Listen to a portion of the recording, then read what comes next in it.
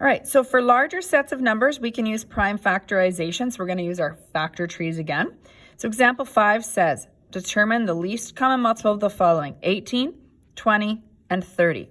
So what we're going to do is a factor tree for each one of these. So I'm just showing this setup because, again, feel free to pause the video, do your factor trees just as extra practice, and then continue watching the videos.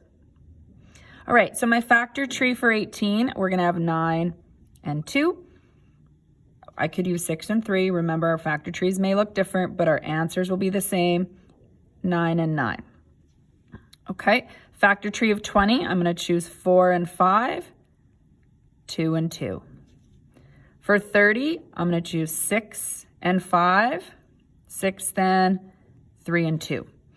All right, so for this, the strategy is to list the product of prime factors, but we want to use exponents if there is a multiple factors. So for example, in 18, we have 3 times 3 times 2. I want to write 2 first, times, rather than writing 3 times 3 like we did with greatest common factors, we're just going to write 3 squared. That's going to be easier using the exponents. Okay, the next one, 2 times 2 times 5 is 2 squared times 5. And in the final one, we have 3 times 2 times 5, so we don't have any exponents. We just have 2 times 3 times 5. Okay, so how do I find the least common multiple? Well, this little starred asterisk part here is the clue. In fact, you may even want to star that for me as well. Okay, so sorry, there's an announcement going on at the school here, so just have to pause for a second. All right, so each base number must be included from the prime factor. So a base number is this larger number. This is the exponent. Okay, so that's what we mean by a base number. Okay, so I have to have 2 because it's there. I have to have 3 included, and I have to have 5 included in my answer. Okay, so my lowest common multiple is going to have all of that in there.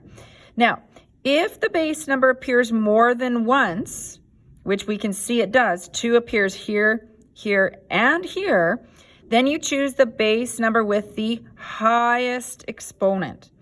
All right, so I have to choose 2. Well, I have a 2 squared, and a 2, so I'm choosing the 2 squared because it's the highest exponent.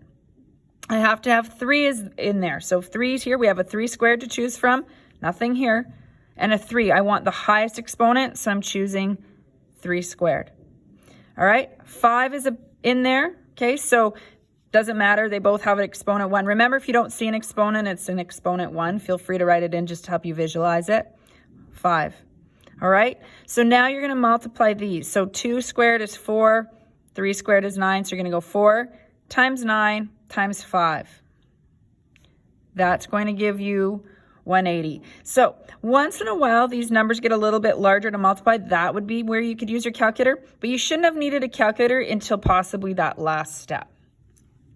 All right, if you're feeling confident in this and you would like to try the next example on your own before watching the video, feel free to do that. If you would like to just watch me explain this one more time with these 3 numbers, then just continue the next video and you'll still have an opportunity to try one on your own on the next page of your notes.